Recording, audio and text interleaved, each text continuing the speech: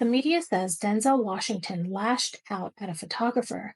But what if that smile, the one we all saw by the photographer, was actually the most dangerous part of the clip? In the middle of the Cannes red carpet, Denzel calmly tells a photographer to stop. Not once, not twice, but multiple times. And instead of backing off, the photographer grins and reaches again. This wasn't a meltdown. This was a man defending his boundary in a system that thrives on pretending nothing's wrong. Today, we're breaking down what really happened in that viral clip and what it reveals about image, control, and what it really costs to say, stop it. Before we begin, here's the intro. Welcome to Revealing the Narc. Join me as I highlight narcissistic traits in celebrities and public figures. Everything here is in my opinion and not professional advice. If you enjoy the analysis, please like and subscribe. I posted this clip several days ago as a YouTube short, and overnight it gained 3 to 4 times the views than it had before. So I really think it's important to address what was said, and you can see how this moment and the way that it's being spun actually is related to your own life. What I want to do first is go through the video clip and show you what I see. And I'm going to ask you if you see anything, please drop those in the comments. Let's make this a constructive discussion. Let's start the clip. The first thing I see is that already Denzel is gripping the man's hand. His left hand is gripping the photographer's hand. You can tell that Denzel is mad. I mean, I look at this and I can see that Denzel is mad, but the photographer is laughing, smiling. The photographer to the left of him seems to be okay. A lot of the other people that are around have noticed that there's a scuffle, but maybe they haven't interpreted what has happened yet. And then you'll see Denzel let go to turn around, and the photographer grabs his arm in a way to try to pull him back. But you can see Denzel takes control of the situation, grabs the photographer's forearm, pushes it down and out of the way. The photographer still doesn't stop, is reaching now for Denzel's wrist. Denzel catches that he's about to do that and pushes his hand finally away. Let's look at it more zoomed up. There's the grip on the wrist. Denzel's walking away. He grabs his forearm.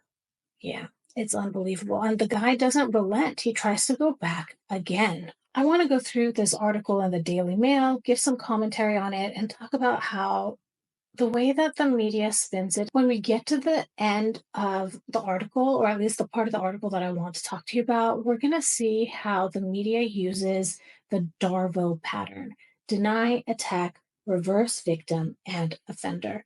Unfortunately, this is something that I'm sure all of us have experienced in our own lives. So let's get into it. This article is titled Revealed: What Denzel Washington Yelled at Photographer at Cannes Film Festival. It begins: Denzel Washington shocked fans after lashing out at an overzealous photographer while attending the premiere of his movie Highest to Lowest at the Cannes Film Festival on Monday.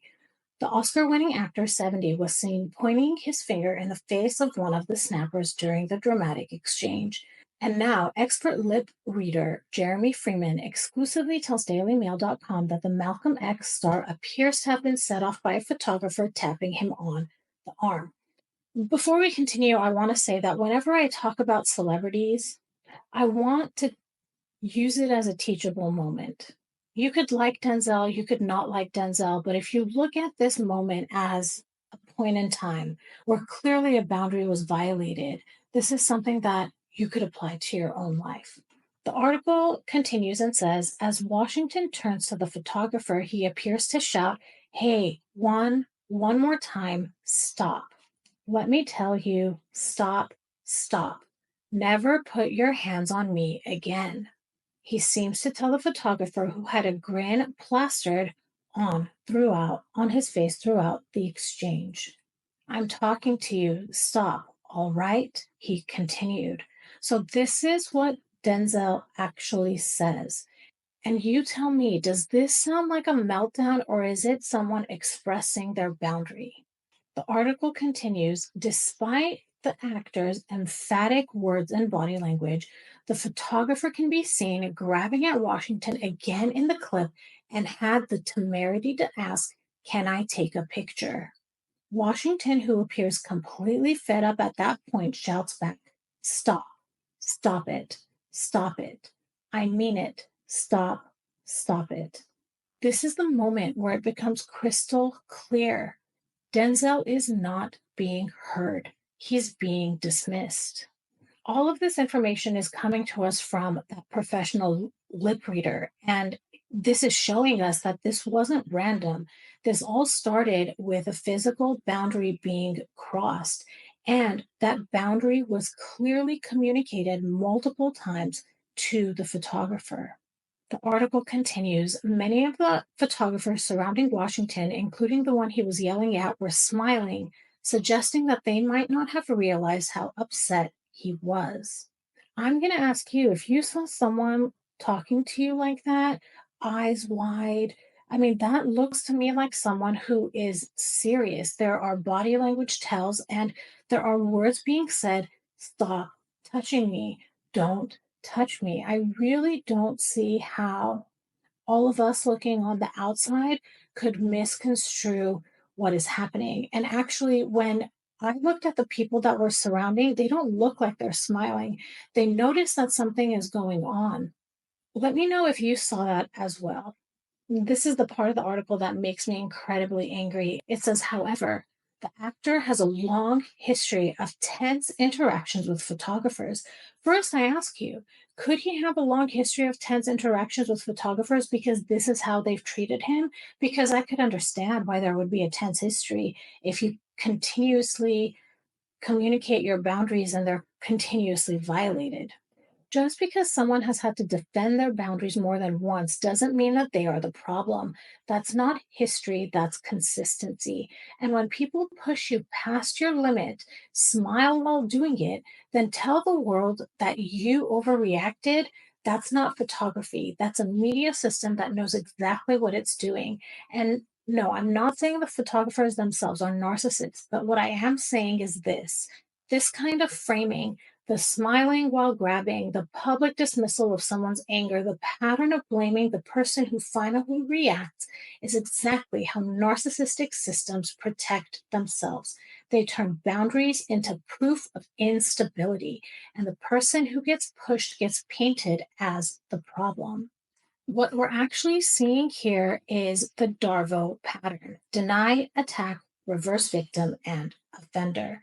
This quote subtly reframes Denzel as the problem, not the person whose boundary was crossed. So, what they do, they deny the harm. The photographers, they were just smiling, and then they reverse the victim and offender by saying Denzel has a history of being tense. This flips the narrative and puts the emotional burden on the person who reacted, not the one who was provoked. This is classic in narcissistic systems and in media structures that protect the status quo. If you've had to defend a boundary more than once, suddenly you're the issue. They also pathologize the response, saying that he has a history of tense interactions makes it seem like he has some type of pathology, as if he's inherently volatile or unreasonable. This is the gaslighting follow up. See, he's always like this. It teaches people that if they react more than once, their entire identity gets rewritten as the difficult one. And finally, we're seeing here smile while violating in this dynamic. The photographer smiling while poking, grabbing, or disrespecting him is exactly how narcissists or narcissistic systems maintain control. They feign innocence while provoking, they act confused when being called out, and they weaponize other people's reactions to shame them into silence. Before we wrap up this video, I just want to take a moment to say thank you. Truly, your comments, your support, your energy, it means the world. And this community is truly the heartbeat of this channel.